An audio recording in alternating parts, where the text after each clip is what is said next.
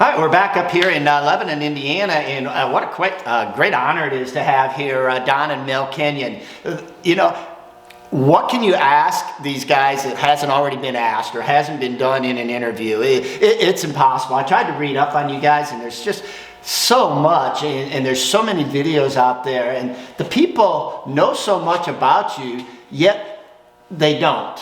And that's kind of what we're here for today, is just to have just a little casual conversation and just talk about the Kenyons through the years. And I kind of read that you were like the Air Force brat or something like that. You went off to the service while Mel and your dad were racing, and then when you got out of the service, and that's kind of when the ball got rolling?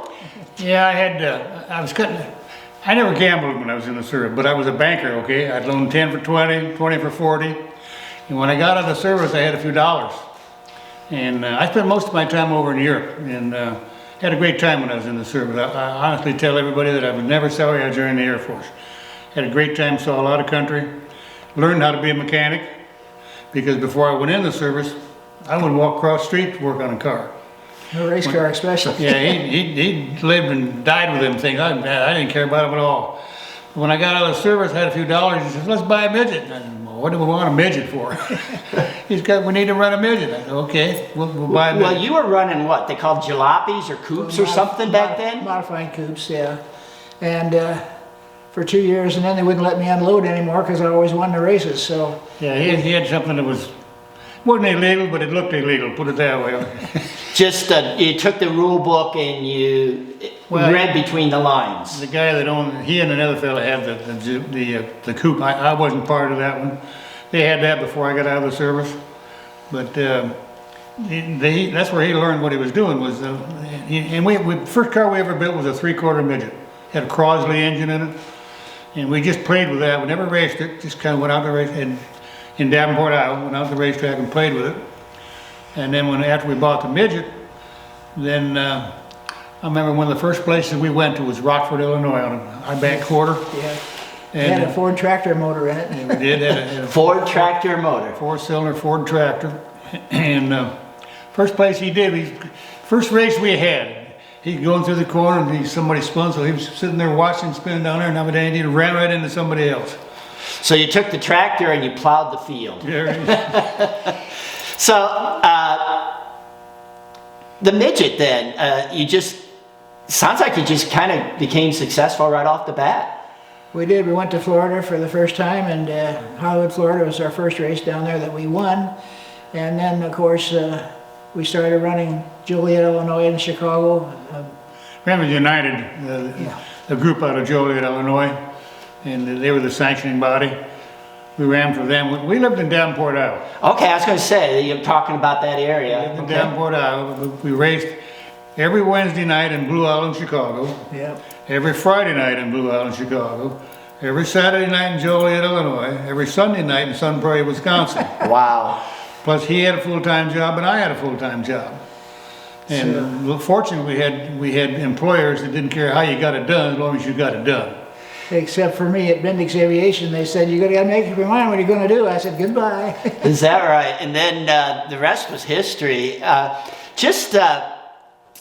You guys have done so much for midget racing. Mel creating, I read the nicknames, Mr. Midget, just the man who made midgets, just all these different titles. And so he's been kind of like in the limelight, but you've been kind of working on the cars to get him in the limelight. Have you ever had any like brotherly squabbles? We have disagreements, sure. Differences of opinion. Differences of opinion, but we don't let it bother us. Have you ever wanted to get behind the steering wheel? I did. Oh, you did? Sure. And that's why you're mechanicking now? First time I ever drove a midget, I out-qualified him. Whoa. Yeah, he did. He had fast time, in fact, at Cedar Rapids, Iowa, Hawkeye Downs.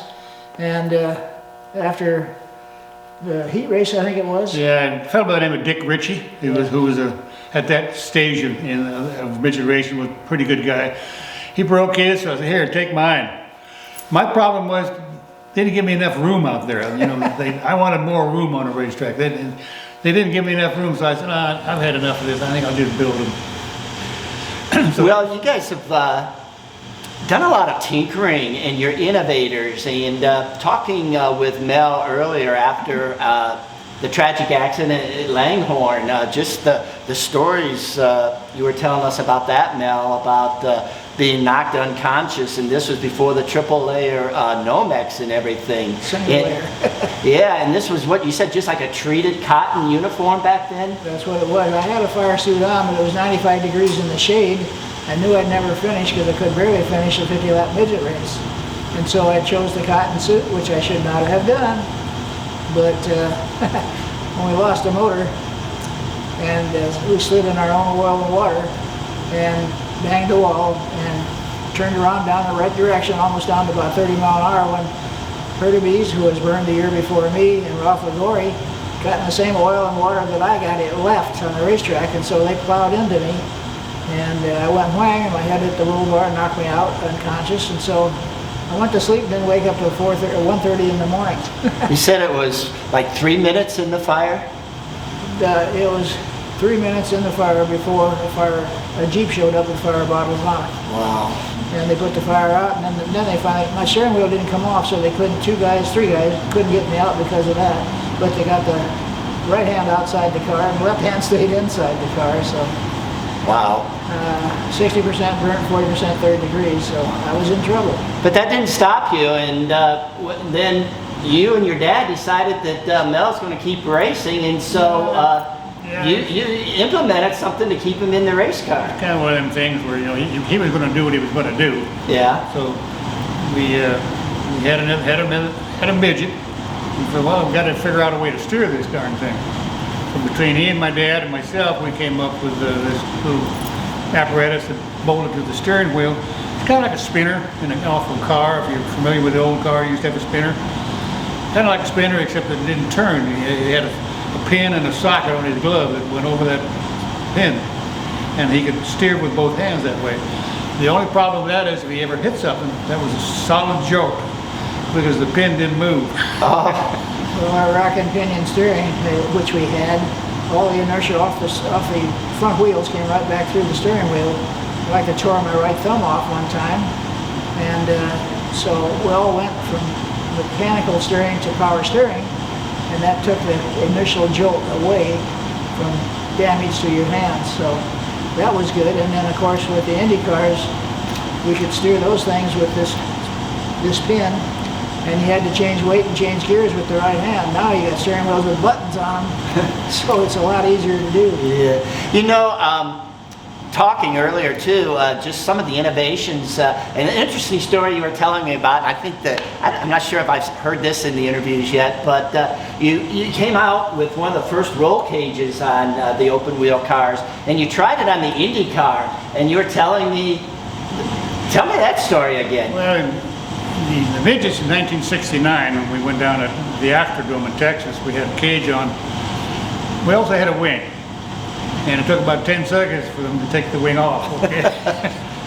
But the cage, that was the start of the cage, and then everybody had them from then on. That was part of the chassis. We were bad people. We ruined the looks of race cars. But the But tell me about the roll cage you tried on the Indy car, the difference that it made. in 1973, we had an Eagle. And just for the heck of it, well, one way to put a cage on this darn thing to see what it would do. Not for the fact that the Indy cars get upside down that often, but every now and then you never know what you got. So we'll build a cage. So a gentleman by the name of Elvin Rasmussen lived in Indy, and he was a fabricator. So he did the cage work for us. We put the cage on the Indy car. We went to the Speedway, and it looked great. It was a conversation piece, I'll guarantee you. A good place to put the mirror, didn't vibrate. Yeah. But anyway, it ended up bothering the airflow to the rear wing, and so we ended up taking the cage off, and that was the last time we ever tried it. You said it was like a difference of like 8 miles per hour or something like that? Just the those pieces of metal interfered with the airflow that much. Destroyed the rear wing airflow. Gotcha. And so it was 8 mile an hour difference, and we were 6 of us in line there to qualify, and Tony Holman said, you guys all get a chance to qualify, but Joe Cloutier, the track manager, fired the pistol at 6, and there we all sat. Yeah, the car was plenty fast. We just didn't have a chance to make it. But But you know, the midget wise, you know, we always used Don Edmonds chassis until 1976, and this guy here, in some of his years, you know, he was a little bit rough on race cars. One year we bought 3 of those darn things, and we never even painted them. He just wrecked them before we could even paint them. So and then we couldn't get a darn car from Don Edmonds. He was busy. So what the heck? We'll build our own. So we took an Edmonds and kind of copied it. And Modified it. Modified it, and between 1976 and 77 and 78, I think we built 77 midgets. And it's kind of like anything else. When you got something that runs fast and runs good, you can sell it. And it works good. Yeah. Until the next guy comes along. Yeah. And then, That old purple dot syndrome. As soon as somebody goes out there, the least little different thing they have, if they win a race, then everybody's got to have that. well, after us was Stealth and Bob East, you know, and when they built their cars, then the problem with most of them is, you know, you got to give a guy a car to run your car. Right. And we gave away a number of them, not complete cars, just body and frames. But that's part of business. So, you know, an illustrious 40 plus years in midgets, and then reluctantly a few years ago Mel retires, and both of you don't need to be in racing anymore, but you still are. Why? Yeah. Well, That's what our wives say. not really. My wife is all for what I do, but Well, my first wife died. Yeah. regardless, it's you know, I know people that retire, put their feet up on a chair, and 2-3 years they're done. This keeps us busy, keeps us something to do, keeps your mind working, Keeps your knees working. keeps your hands, and keeps everything, keeps your body functioning, put it that way. And we don't do what we used to do. I used to have 6 guys working for me. Wow. I don't do that anymore. There's he and I rent the back of my shop to a couple of other guys. But the K cars that we did, we built 32 of them, and we haven't built any since, but we keep recycling the used ones. You know, guys are in them for 2-3 years and they move out, so we can take that and sell it to somebody else. Fix, repair, and straighten. You know, we were talking earlier, it might be interesting one of these years at the Rumble when we can get the building for more than just one weekend, maybe do something just with the Kenyon cars and give the young kids a chance to, you know, race against their own stable. They would enjoy that. We get asked every year, can we go indoors? Well, you know, you're not competitive against the big boys, so I mean, that would work. We've done it before when the different gentleman was promoting the I could just see it now. 3K Racing sponsors the return. You can see that, huh? I can just see that. Well, guys, we're up here in Lebanon, Indiana, and Kyle Dager back behind the camera today instead of out in front of the mic. But guys, we could talk forever, and we really. We're disappointed that at the time that we taped this, it's the Thursday night that we should be inside of Fort Wayne. Right about now, hot lapping these cars. But it's going to be another year before we can get back into Fort Wayne. And how frustrating can that be? Well, really, we were disappointed, naturally. You know, we had everything ready to go. Had not made my hotel reservations yet, but I sent you some money for my entry fees and what have you. And knowing the fact that, you know, things could change. So we were hopeful that the virus that we're dealing with now would not spike as much as it has, but the health departments have their rules, and you got to abide by them. You don't have any choice. Yeah. So we're disappointed that we can't go or didn't go, but we'll look forward to next year, and you know, we'll just keep chugging along. Well, guys, on behalf of the race fans, the race drivers, not only in the midget community, but all of racing, we thank you for everything that you have done for racing and true ambassadors of the sport, and just wish that more people could adapt your, not only your enthusiasm, but your demeanor of just being cool, calm, and collected. We've learned to do that. The world does change, and the kids nowadays have so much more to do. Where I was involved in racing because I wanted to be, and a lot of kids were in that boat, but not anymore. Again, dates, getting married, working, whatever is the problem, they don't want to go racing as steady as we did. We used to go to California 5 times a year. Yeah.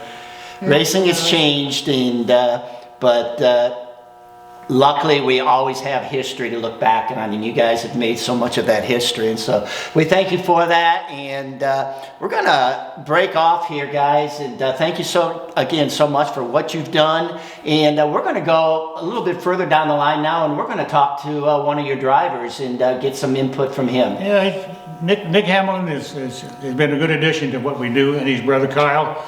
And Kyle is his wife just had twins. Yeah. And, so they do more than racing. Yes, they do. And I talked to Kyle this morning. He said, "Boy, I'm working today," but he said, "You know, working is a whole lot easier than kids." Yeah. All right, guys, we'll wrap this up again. Thank you, Don and Mel, for your time. You're welcome. It's our pleasure.